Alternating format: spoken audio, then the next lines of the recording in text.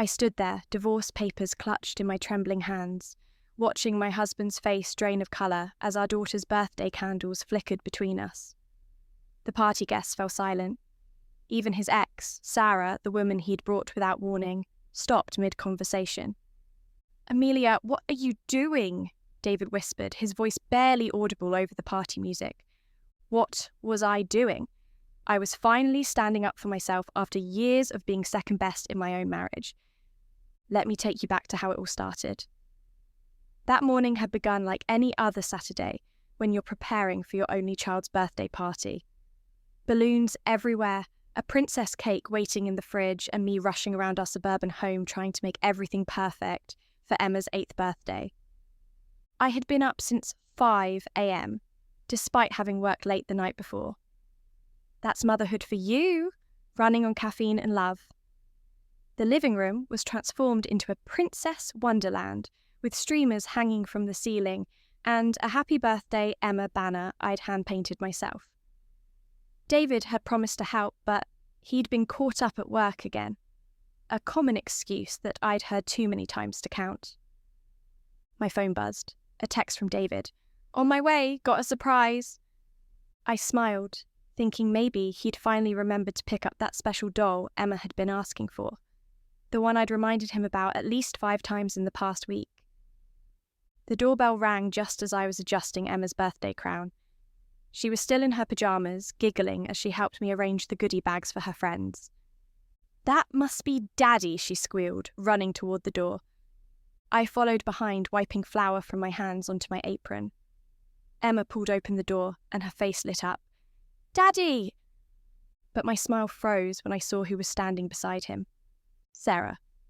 Sara, with her perfect blonde hair and designer outfit. Sara, his ex-wife, the woman he'd been married to before me. Sara, who he'd spent our entire relationship telling me was difficult, demanding, and the reason their marriage failed. Yet there she stood on our doorstep, holding an elaborately wrapped gift that was undoubtedly more expensive than anything I could afford on my teacher's salary. "I thought it would be nice for Emma to have both mother figures here," David said, as if it were the most reasonable thing in the world. Both mother figures. I wasn't a mother figure. I was Emma's stepmother. I was the one who'd been there for every nightmare, every school project, every tantrum for the past 3 years while Sara was busy building her career in another state. "Sara!" Emma exclaimed, looking genuinely happy to see her. Of course she was. Sara was the fun weekend mum who took her shopping and to fancy restaurants. I was the one who made her eat vegetables and do her homework. "Happy birthday, Princess," Sara said, bending down to hug Emma. Her eyes met mine over our daughter's head, a smile that didn't quite reach her eyes stretching across her face. "Amelia, the place looks lovely." I forced a smile, suddenly aware of my flour-covered apron and messy ponytail. "Thanks, we weren't expecting you." "It was a last-minute decision," David jumped in, not meeting my eyes. "Sara happened to be in town for a conference, and when I mentioned Emma's party..." "I just couldn't miss it," Sara finished for him. The easy way they completed each other's sentences made my stomach twist. Emma tugged on Sara's hand. "Come see my decorations." As they walked past me into the house, my house, I caught David by the arm. "A heads up would have been nice," I whispered. He had the decency to look slightly ashamed. I didn't want to make it a big deal. It's just for a few hours, and Emma's happy. Isn't that what matters? Before I could answer, the doorbell rang again. The first of Emma's friends had arrived, and suddenly I was thrust into hostess mode, greeting parents, directing children toward the backyard where the bouncy castle was set up and trying to act like everything was normal. But nothing was normal about the way Sara moved through our home with such familiarity. She knew exactly where the kitchen was without being told. She called our dog Baxter by name, scratching behind his ears in that spot he loved. When had she met our dog? We'd only adopted him a year ago after she had moved away. "Remember that cabin we rented in Aspen?" I overheard her say to David as they stood in the kitchen. "Emma was so little then, barely walking." I froze. sponge in hand as I wiped down the counter. I'd never been to Aspen with David and Emma. That was before my time, when Emma was just a toddler, a memory I wasn't part of. She was terrified of the snow at first, David laughed, until you made that tiny snowman with the carrot nose. Sara's laugh was melodic. And then she wouldn't come inside. We had to bribe her with hot chocolate. They shared a look then, a look filled with history and inside jokes and memories that I would never be part of. In that moment, I felt like the intruder in my own home. Throughout the morning, it only got worse. Sara helped Emma change into her birthday dress, a task that was supposed to be mine. She knew exactly how Emma liked her hair done, with 2 small braids meeting in the back. She even brought out a special tiara that apparently had been Sara's when she was a little girl. "I've been saving it for when you turned 8, Sara told Emma, placing it gently on her head. "I wore it at my 8th birthday too." The look of wonder and connection on Emma's face made my heart ache. I had spent weeks planning this party, staying up late to make decorations by hand because we couldn't afford the expensive party planner Sara had probably used for Emma's parties when she and David were still married. As the party progressed, I found myself becoming increasingly invisible. The other mothers gravitated toward Sara with her charismatic stories and confident laugh. Even Mrs. Peterson, the PTA president, who usually barely acknowledged me, was chatting animatedly with Sara about some charity gala they had both attended. But what hurt the most was watching David with her. He laughed at her jokes, really laughed, throwing his head back in a way I hadn't seen in months. He stood close to her, their shoulders touching. Once, I saw him place his hand on the small of her back as they moved through the crowded kitchen. A casual intimacy that spoke volumes. "Your punch needs a little something," Sara announced, pulling a flask from her designer purse. "Luckily, I came prepared." The adults laughed as she spiked the fruit punch. I wanted to object. This wasn't that kind of party, but no one was looking to me for permission. Not even David, who knew I didn't like drinking around the kids. "Just like old times," he said, accepting a cup from her with a grin I used to think was reserved for me. Just like old times. The phrase echoed in my head as I excused myself, mumbling something about checking on the cake. Instead, I locked myself in the bathroom and stared at my reflection in the mirror. Who was I in this picture? The replacement, the stand-in, the woman who kept the home fires burning while they reminisced about their glory days. With shaking hands, I pulled out my phone and scrolled through the photos. Photos of David and me on our wedding day, looking so happy and in love. Photos of the 3 of us, me, David, and Emma, at the beach last summer, building sandcastles. I had thought we were building a life together too. But then, I swiped to screenshots I'd saved weeks ago, but had been too afraid to confront him about. Text messages between David and Sara. Nothing explicitly romantic, but filled with inside jokes and late-night conversations that a man shouldn't be having with his ex-wife without his current wife's knowledge. "Miss the way you used to make Sunday morning pancakes? Emma has your laugh when she finds something really funny. Sometimes I wonder if we gave up too easily." That last one had been sent at 2 a.m. on a night when David had told me he was working late.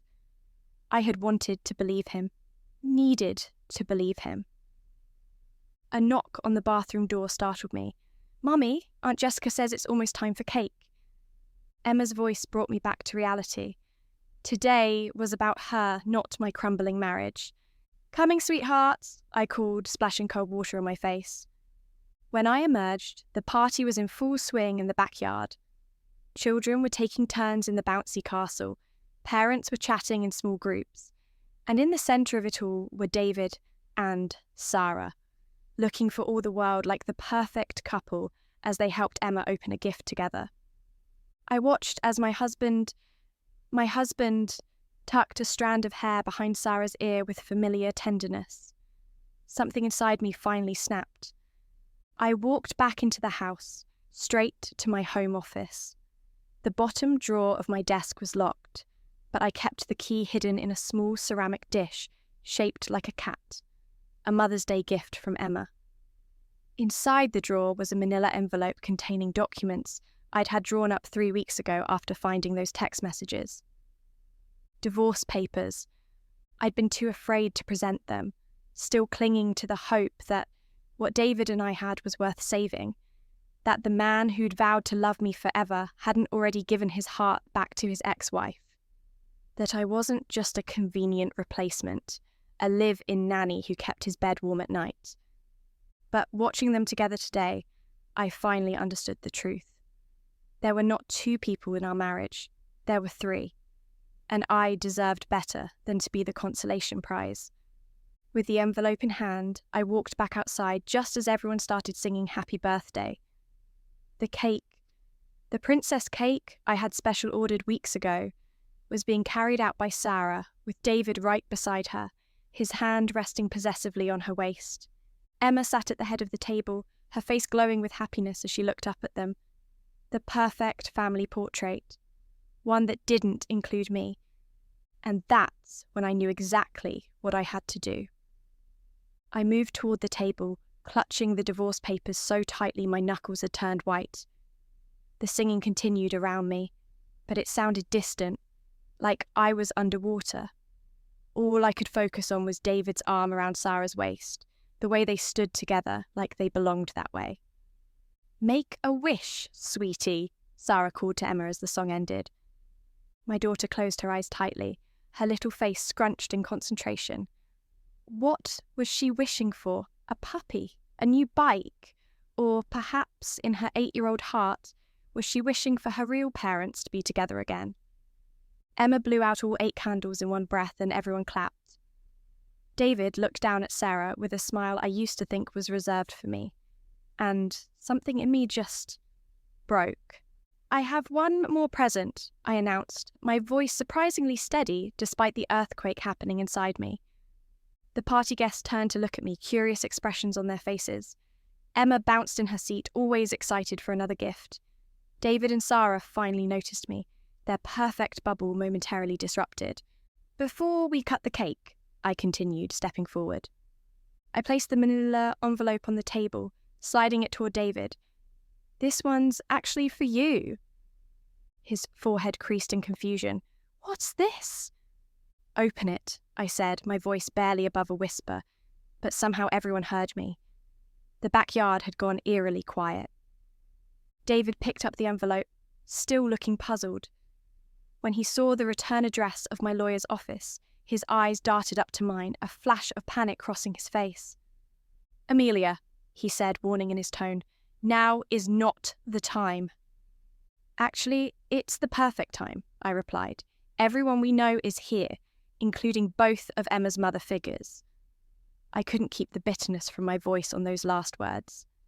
Sara stepped back slightly, a look of discomfort replacing her earlier confidence. Good. Let her feel awkward for once. David's fingers fumbled with the envelope, finally tearing it open. His face drained of colour as he pulled out the papers and saw the title, Petition for Dissolution of Marriage. "Amelia, what are you doing?" he whispered, his voice barely audible over the party music still playing from the speakers. Around us, the party guests had fallen silent. Even Sara, who had been so comfortable in the spotlight all day, looked like she wanted to disappear. Emma was still sitting at the head of the table, her tiara slightly askew, looking between her father and me with growing concern. "I'm finally standing up for myself," I said, loud enough for everyone to hear. "I'm finally accepting what I've known for weeks, maybe months." "Can we please talk about this privately?" David hissed, trying to slide the papers back into the envelope. "Why? You didn't feel the need to be private when you invited your ex-wife to our daughter's birthday without even telling me. You didn't feel the need for privacy when you were texting her at 2 a.m. A collective gasp went through the crowd of parents. Mrs. Peterson's eyebrows shot up so high they nearly disappeared into her hairline. "It wasn't like that," David protested, but his gaze shifted guiltily. "Then what was it like, David?" I challenged. Explain to me why your ex-wife knows her way around the home you share with me. Explain why she knows where we keep the glasses, where the dog likes to be petted. Explain why you've been lying about working late, when you've really been meeting her. Sara stepped forward then. Amelia, I think there's been a misunderstanding. I cut her off with a laugh that sounded hollow even to my own ears. No misunderstanding. I saw the texts. I turned to face our audience, these people who had been judging me all day, finding me lacking in comparison to the perfect Sara. He's been texting her for months, reminiscing about their life together, wondering if they gave up too easily. David's face had gone from pale to bright red. Those were just nostalgic moments. They didn't mean anything. They meant something to me, I said quietly. Just like it meant something to me when you cancelled our anniversary dinner last month because of a work emergency. Was that meeting with Sara too? His silence was all the confirmation I needed. I thought so, I whispered. Emma's small voice broke through the tension. Daddy, Mommy, what's happening? The confusion and fear in her voice snapped me back to reality. This was her birthday. I was ruining her birthday. Nothing, sweetheart, I said quickly, forcing a smile. Grown-up stuff. Why don't you and your friends go play in the bouncy castle for a bit before we cut the cake? Emma looked uncertain, but her friend Lily tugged on her arm. Come on, Emma. I bet I can jump higher than you. The children, sensing an escape from the awkward adult situation, quickly ran off to the backyard. As soon as they were out of earshot, David grabbed my arm. Have you lost your mind? He hissed. Doing this here, now, in front of everyone, in front of Emma? I yanked my arm away. Don't you dare make me the villain in this story, David. I'm not the one who's been lying. I'm not the one who's been sneaking around with my ex. We haven't been sneaking around, Sara interjected, her perfect composure finally cracking. We've been discussing Emma's college fund. It was supposed to be a surprise. I stared at her, then at David.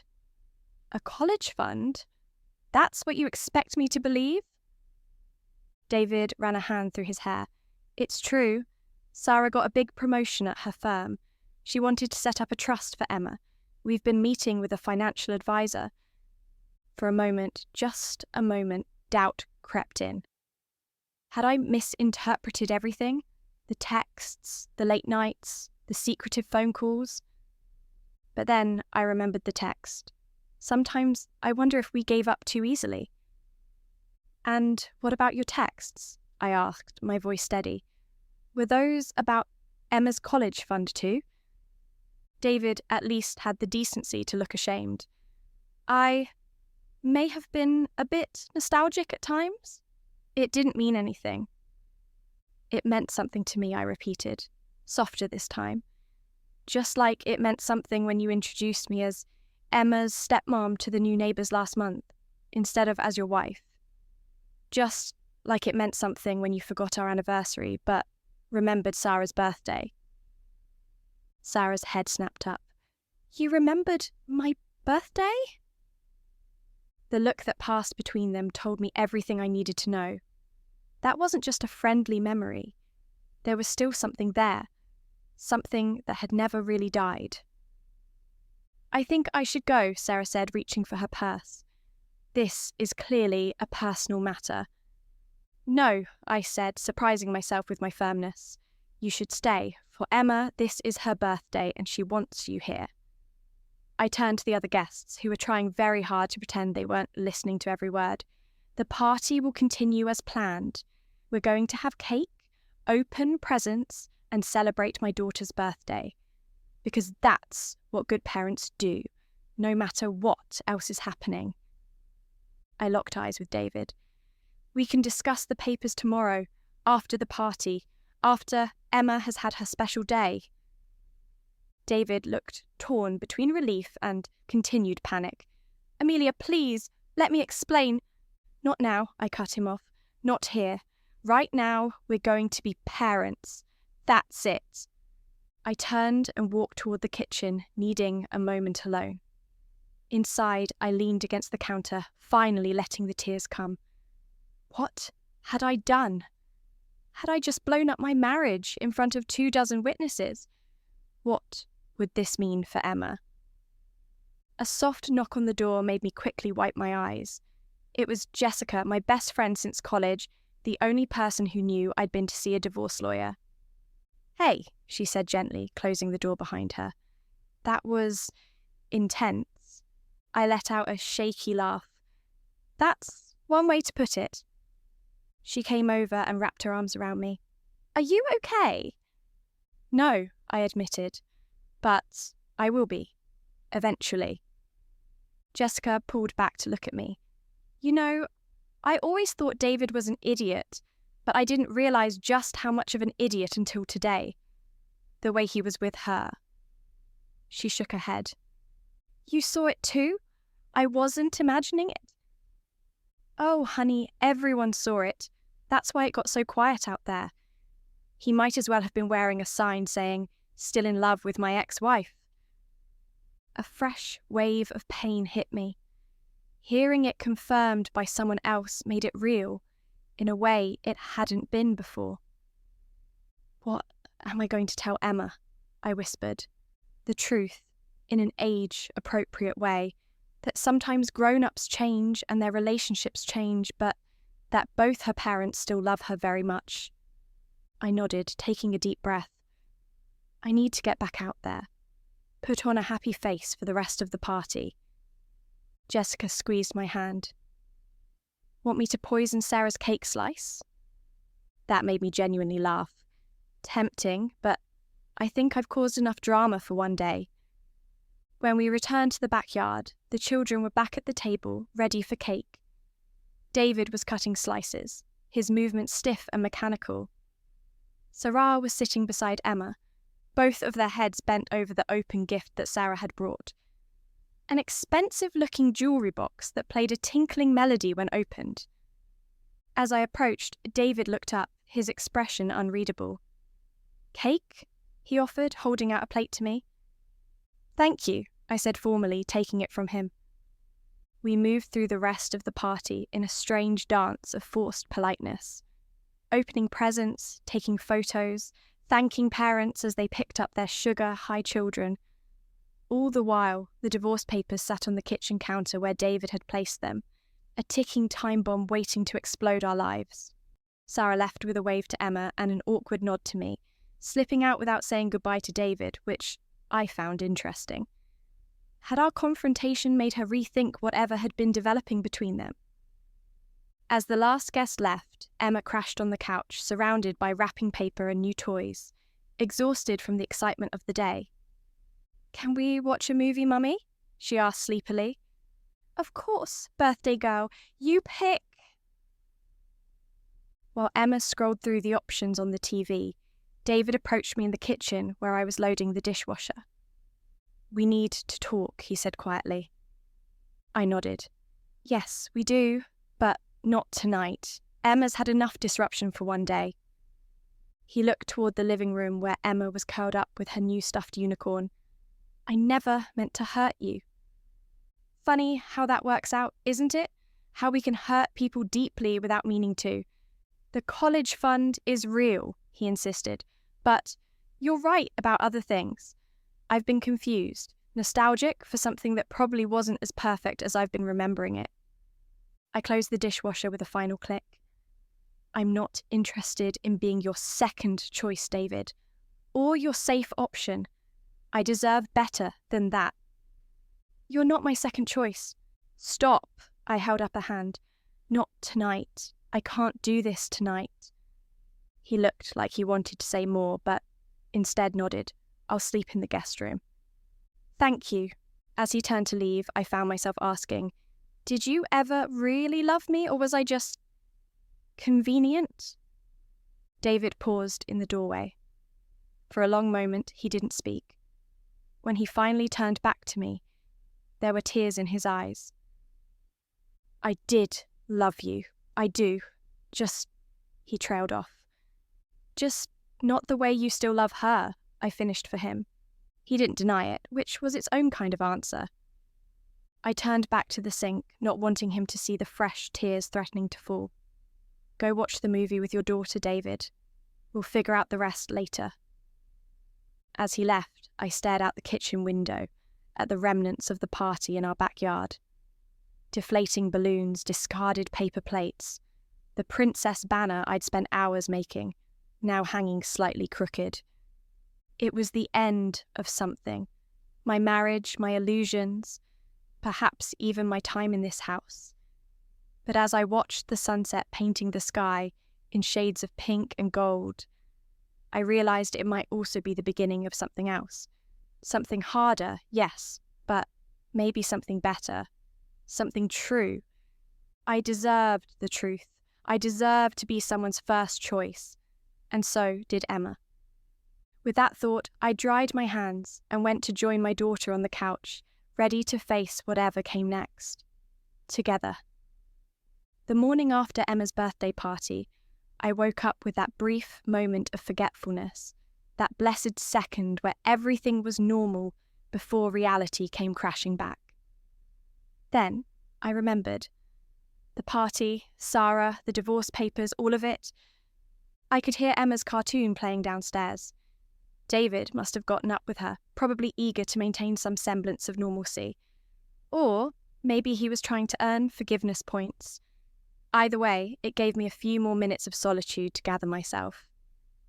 Sitting on the edge of the bed, I caught sight of my reflection in the dresser mirror. I looked surprisingly... okay, no red-rimmed eyes, no blotchy face from crying myself to sleep.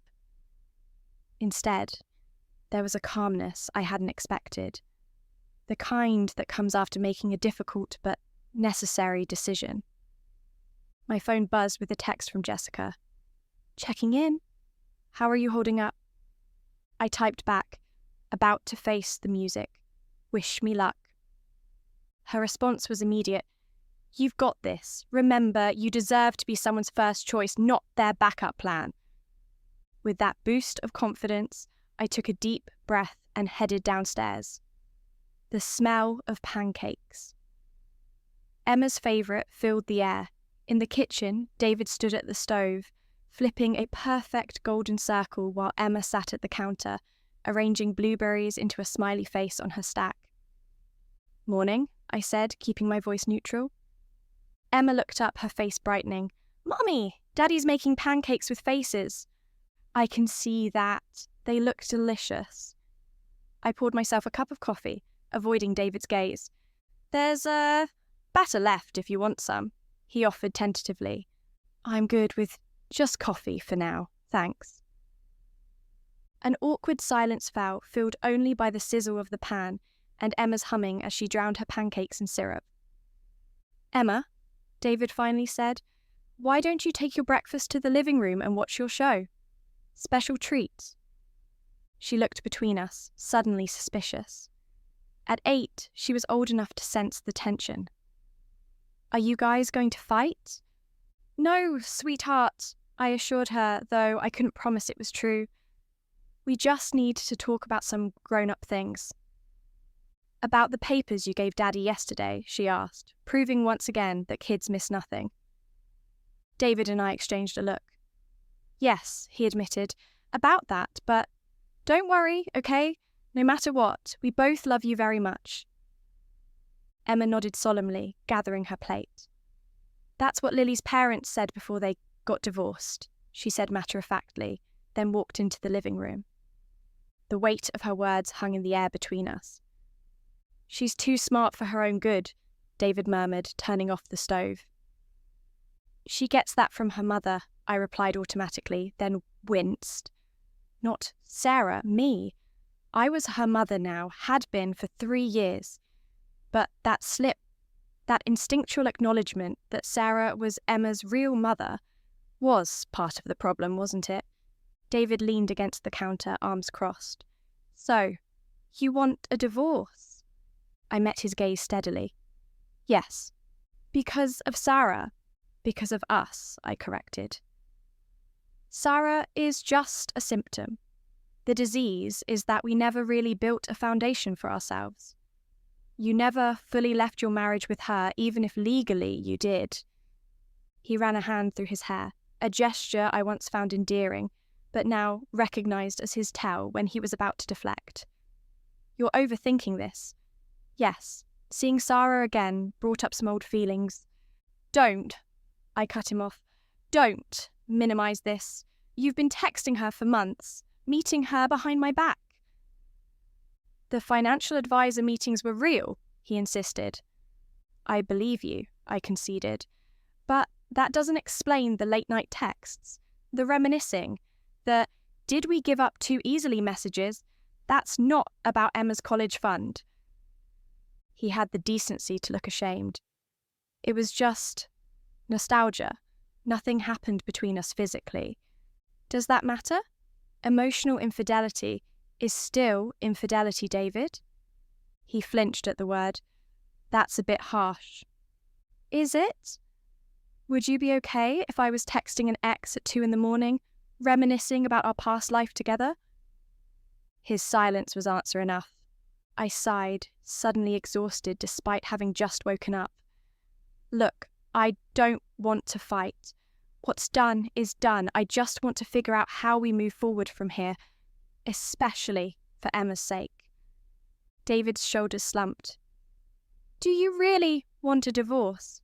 Or was that just theatre for the party? I wouldn't use our daughter's birthday party for theatre, I said, offended. And yes, I really want a divorce. I've had those papers for weeks, David, since I found the texts. I've just been too afraid to face what they meant. Which is that I'm not enough for you, that I never was, that no matter how hard I try, I'll always be competing with a ghost. Except Sara isn't a ghost, is she? She's very much alive and still very much in your hearts. David looked away, unable to deny it. After a moment, he asked quietly, How do you want to handle this? With Emma, I mean. That he didn't fight for our marriage told me everything. Part of me had still hoped, even after everything, that he would argue, plead, promise to change. But he didn't. He was already accepting the end, maybe even relieved by it. I think we need to be honest with her in an age-appropriate way, I said. No bad-mouthing each other, no using her as a messenger.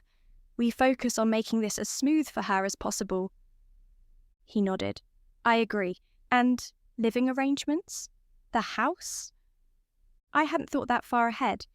This house, with its creaky third stair and temperamental water heater, was home. I'd painted these walls, planted the garden out back, hung wind chimes on the porch that sang me to sleep on summer nights. I'd like to stay, if possible, I said. It would be easier for Emma to keep some stability, but I understand if financially that's not feasible. We can figure something out, he said vaguely. I might look for a place closer to Sara's neighbourhood. The words hit like a physical blow. You're already planning to move near her? We haven't even signed the divorce papers yet. David at least had the grace to look embarrassed. I didn't mean it like that. I just meant since she and Emma already have a relationship. Stop! I held up a hand, fighting back sudden tears. Just stop. I can't do this right now. I grabbed my purse and car keys from the counter. I needed air, space, anything to escape the suffocating reality that my husband was already planning his new life without me. A life that very clearly included his ex-wife. Where are you going? He called after me. Out! I need to think. I paused at the door. Tell Emma I'll be back soon. I drove with no destination in mind, tears blurring my vision. How had we ended up here? When had I become so invisible in my own marriage? The question swirled as I pulled into the parking lot of a small park, not our usual one, somewhere Emma and I had never been. I sat on a bench watching other families, happy mothers pushing laughing children on swings, fathers tossing balls to eager sons. Was that what I had wanted? That picture-perfect family that now seemed like a cruel joke. My phone buzzed. A text from David. "Emma's asking for you. When will you be home?" Home? Was it still my home? Or was I just a temporary placeholder there too? Instead of responding to David, I called Jessica. "He's already talking about moving closer to Sara," I said when she answered, not bothering with hello. "That bastard!" she replied, loyally indignant. "Want me to slash his tyres?" That made me laugh despite everything. "No, but thanks for the offer." "What are you going to do now?" The question hung between us. What was I going to do? Continue fighting for scraps of affection from a man who clearly wanted to be elsewhere? Keep pretending for Emma's sake, or finally stand up for myself? I don't know, I admitted. Part of me wants to fight for my marriage, but the other part knows you deserve better, Jessica finished for me. Look, I've watched you bend over backwards for 3 years trying to be the perfect wife, the perfect stepmom. You've given so much of yourself. Maybe it's time to ask what David has given you. Her words hit home. What had David given me? A borrowed life, a second-hand family, always with the shadow of Sara hanging over us. You're right, I said quietly. I need to stop diminishing myself to fit into spaces people have left for me. That's my girl, Jessica said. Now, do you want me to come get you? You sound like you shouldn't be driving. No, I'm okay. I should get back to Emma. She didn't ask for any of this. When I returned home, David was sitting on the porch steps waiting for me. My heart didn't flutter the way it once would have at the sight of him. Instead, I felt a strange detachment, as if I were observing someone else's life. Emma's napping, he said as I approached. She was worried about you. I'm sorry for that, I replied, sitting beside him, but leaving space between us. I needed to clear my head. He nodded, staring at his hands. I've been thinking, while you were gone, about us, about how we got here. And you're right, he said softly. I never fully let go of Sara. I thought I had, but seeing her yesterday, it just brought everything back. His honesty should have hurt more than it did. Instead, it felt like confirmation of what I'd known all along. I appreciate your honesty, I said. Finally. So, what happens now? I took a deep breath. Now, we do what's best for Emma. We co-parent. We be civil. We try to cause as little pain as possible. And us. There is no us anymore, David. There probably never really was. Not the way there should have been. He nodded slowly, accepting the truth of it. I'll start looking for an apartment tomorrow. That would be best. We sat in silence for a long moment. 2 people mourning not just the end of a marriage, but the dream of what it could have been. For what it's worth, David finally said, I did love you, Amelia, in my way. I know, I replied, but your way wasn't enough, and I'm finally realizing that I deserve more than that. 6 months later, I stood in the doorway watching Emma pack her overnight bag for her weekend with David. She was humming to herself, carefully folding her favourite unicorn pyjamas the way I'd taught her. Don't forget your toothbrush this time, I reminded her. I won't, she chirped. Dad said Sara's taking us to the aquarium tomorrow. Can you come too? My heart squeezed. Not this time, sweetie. This is your special time with Dad and Sara. But you like fish too, she reasoned, her 8-year-old logic both simple and profound. I do, I agreed. But sometimes grown-ups need space from each other. You know that. She nodded sagely. Because you and Daddy don't love each other anymore, but you both still love me. Exactly. I sat beside her on the bed. And we always, always will. The doorbell rang. David, right on time as always. As Emma raced downstairs to greet him, I took a moment to straighten her room, picking up discarded clothes and toys. On her desk sat a family portrait she'd drawn in art class last week. 4 stick figures now, Daddy, Sara, Emma and me, standing apart but all smiling. Not the family I'd imagined, but a family nonetheless. David's voice floated up the stairs. "Ready to go, princess?" "Coming," Emma called back. She appeared in the doorway, backpack slung over her shoulder. "Bye, Mummy. Love you to the moon." "And back," I finished our ritual. "Have fun at the aquarium." She grinned and dashed off. Moments later, I heard the front door close, then David's car starting in the driveway. I moved to the window, watching them pull away.